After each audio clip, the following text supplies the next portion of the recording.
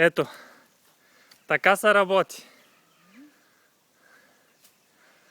Да видиш как се изкарват пари.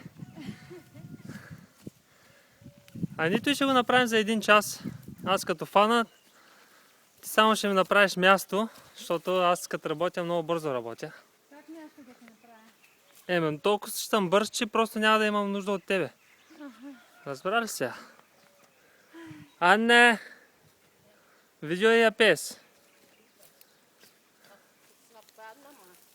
Saplanla çıkarıyor, saplanla.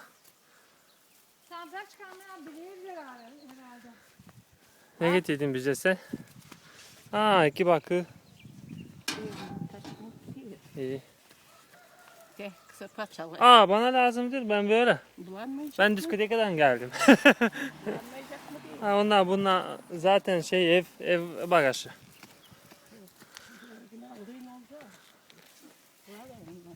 İçlerini koyalım.